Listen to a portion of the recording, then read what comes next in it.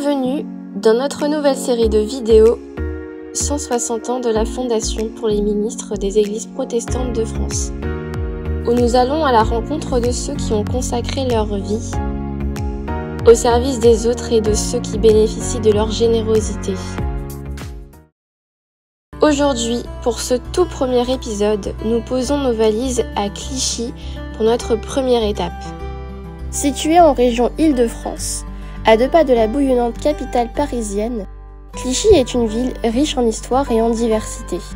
Avec ses rues bordées d'arbres, ses bâtiments à l'architecture variée et ses espaces verts accueillants, Clichy offre un cadre de vie agréable à ses habitants. La ville est connue pour son dynamisme, sa mixité sociale et culturelle et ses initiatives en faveur de l'inclusion. Aujourd'hui, nous rencontrons Julia Darceau-Rafnounirine, pasteur retraité de l'Église protestante unie de France, ayant servi à Dijon, en Meurthe-et-Moselle et à Choisy-le-Roi, et retraitée depuis 2015. Elle partage avec nous les raisons pour lesquelles elle a choisi ce logement, qu'elle occupe actuellement et quels sont les avantages de cette formule locative. Un jour, j'ai contacté la Fondation puisque j'étais anciennement dans la Commission nationale des finances qui gérait aussi les immeubles au niveau financier, sachant qu'un bâtiment qui allait se construire ici. La Fondation du protestantisme nous a répondu favorablement pour être logés dans cet appartement, et je pense que c'est aussi une réponse à une prière puisqu'on n'a vraiment pas cherché, mais au premier courrier, on a eu cette réponse favorable. Et aussi un autre avantage au milieu culturel, puisque la mairie s'occupe beaucoup des personnes âgées dans sa ville. Donc on est beaucoup aidé aussi par la mairie en proposant aussi des activités culturelles, par exemple les ateliers d'écriture, où j'ai pu me permettre d'avancer aussi dans les livres que j'ai écrits. Parce que j'écris en malgache et j'écris en français en même temps. Aujourd'hui, nous poursuivons notre voyage en France à la découverte de ceux qui ont consacré leur vie au service des autres. Pour cette étape, nous nous rendons sur la côte ouest où des pasteurs retraités ont choisi de vivre leur retraite. Et nous posons nos valises à Royan où nous allons découvrir la vie de 2 pasteurs retraités qui ont choisi la douceur de la côte ouest pour vivre leur retraite. Et tout d'abord, Symphorien Chipanda, qui a exercé son ministère dans de nombreuses régions de France, ainsi que Pierre Cochet, ancien aumônier militaire et pasteur à Paris et à New York, maintenant installé à Royan depuis une dizaine d'années. Ils nous expliquent aujourd'hui les raisons qui les ont poussés à s'installer ici et les avantages qu'ils trouvent à vivre dans cette belle région. D'abord, on ne connaissait pas cette région, encore moins Royan. C'est avec la fin de ma carrière pastorale que j'ai cherché où on pouvait aller atterrir. Donc mon épouse, mes enfants qui étaient déjà grands, nous avons posé la question à l'église réformée à l'époque. Donc c'est là que Michel Hafner, je lui suis très reconnaissant, il nous a parlé de cette résidence à Royan, mais sans nous dire plus. Il a dit allez voir si ça vous plaît. Et quand nous sommes arrivés, on est venu voir la résidence et ça nous a plu. Eh bien, par pur hasard, j'avais pris ma retraite à Paris dans un appartement confortable. Et puis, j'ai dû faire face à un manque de moyens parce que les loyers étaient devenus inaccessibles. Et juste à ce moment-là, le propriétaire m'a dit qu'il souhaitait reprendre l'appartement selon la législation en vigueur pour que son fils en profite. Et au même moment, j'ai vu dans Réforme, je pense, ou dans un courrier en tout cas de la fédération, j'ai vu qu'il y avait des appartements en location. J'ai sauté sur le premier et c'était Royan. Je n'avais ni de près ni de loin d'attache avec la côte atlantique, mais bon, une pure coïncidence. D'abord, on ne connaissait pas cette région. À Royan, nous bénéficions d'un bon climat qui est tempéré. Nous respirons l'air marin qui est très efficace. Et nous sommes quand même tranquilles. Le quartier où nous sommes, il n'y a pas de bruit. Nous avons des voisins qui sont assez sympathiques. Donc le climat en soi est très favorable. Et nous avons aussi le responsable local qui nous suit, qui essaie d'intervenir quand il y a des besoins, des choses comme ça. On est tranquille, voilà, s'il faut ainsi dire. Olivier, merci. Hein. Chacun doit trouver les avantages là où il est. Donc ici, c'est effectivement une vie très, très agréable, très douce, sans heurts majeurs. Royan en particulier, l'hiver est une ville de vieux pour les vieux, donc c'est le rêve. J'aime bien être ici, c'est une ville qui est très bien tenue, bien dans la propreté que dans les rapports avec l'administration. C'est parfait. Les rapports avec, évidemment, les autorités protestantes sont sans nuage. Voyons maintenant comment ces pasteurs retraités cohabitent et s'épanouissent dans cet espace partagé, où leur quotidien se construit autour de la solidarité et de l'entraide. Il y a à Royan, enfin dans cette concession, un taux d'habitabilité variable.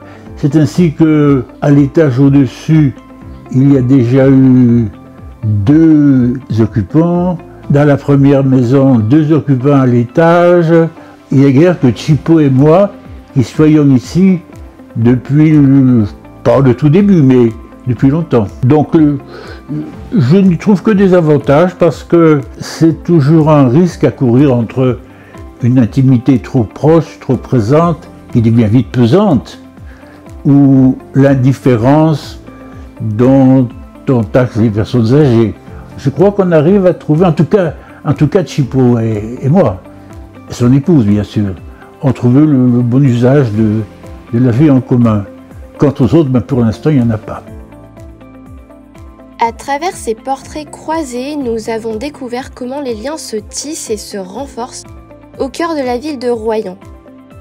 Ainsi, Royan nous montre que grâce au travail remarquable de la Fondation pour les ministres des Églises protestantes de France, les pasteurs retraités peuvent accéder à des logements de qualité et vivre sereinement leur retraite.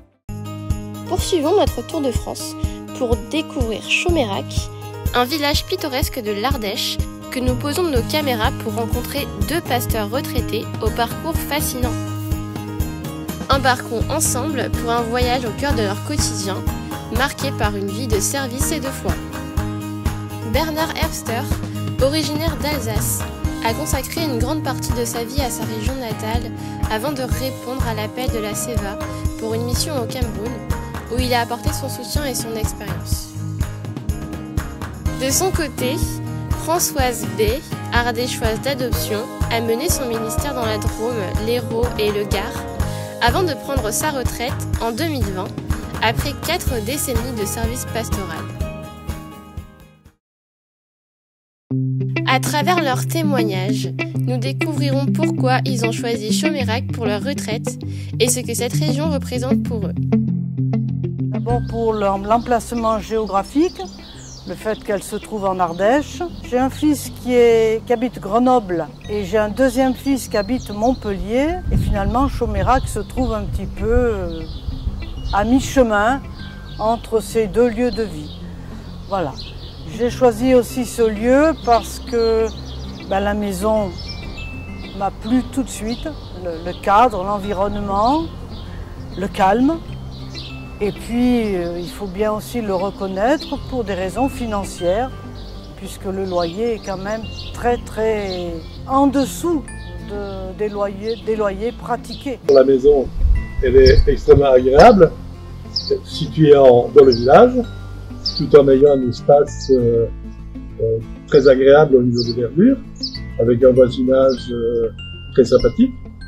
Ensuite, le logement, quand je suis arrivé, le logement était vide, il y avait grandes fenêtres, c'est lumineux et je suis resté la bouche ouverte un certain temps. J'ai dit, banco, je prends. L'avantage de vivre dans cette maison, c'est de trouver un cadre de vie calme, reposant, tout en pouvant participer à de multiples activités culturelles.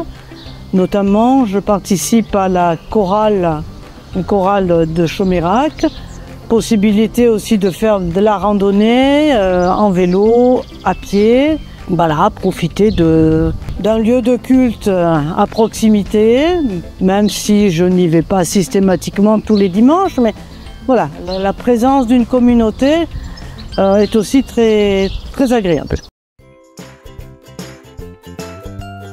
Voyons maintenant comment ces deux pasteurs cohabitent, s'épanouissent dans cette maison et comment ont-ils trouvé leur équilibre dans cet espace commun.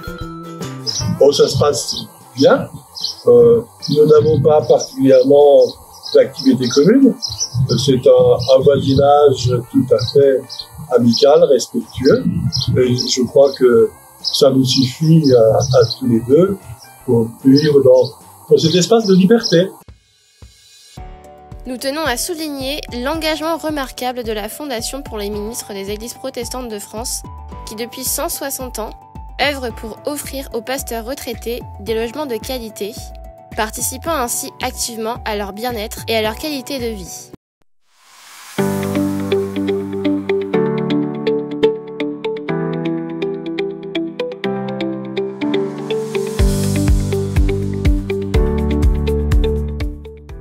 Aujourd'hui, nous concluons notre voyage à travers la France en nous rendant à l'Anglade et Beauvoisin, deux villages paisibles du sud où des pasteurs retraités et des membres engagés de l'Église ont trouvé un lieu paisible pour vivre leur retraite grâce à des logements fournis à des prix avantageux par la FMEP. Nous aurons le plaisir de rencontrer Jean-Pierre Gardel, un pasteur qui a servi dans diverses régions, de Péage à Roussillon à Nîmes, en passant par La Rochelle et Poitiers pour finalement achever sa carrière à Nîmes. Jean-Pierre nous parlera de l'importance des logements offerts par la FMEP pour assurer une retraite sereine et confortable. Nous rencontrerons également Christiane Hervaux, qui vit dans la région depuis 2019.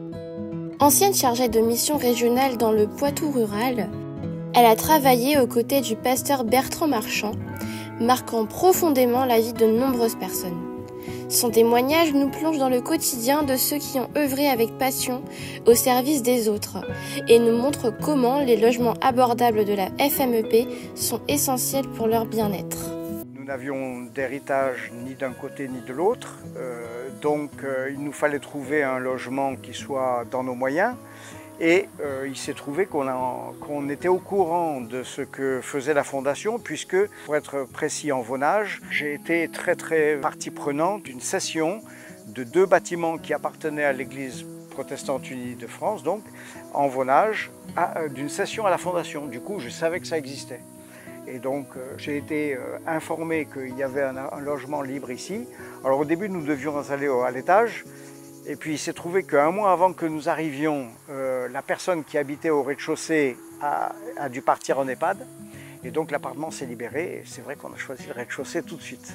Alors les avantages, c'est qu'on n'est pas tout seul parce que ce sont des pasteurs à la retraite pour la plupart ou des personnes qui ont été choisies pour vivre ici et donc un peu, non pas triés sur le volet, mais enfin avec une idée de la vie ensemble, solidaire et voilà, je pense que c'est une des avantages, on n'est pas perdu comme dans un immeuble où on ne connaît personne, on peut se côtoyer, on peut s'entraider.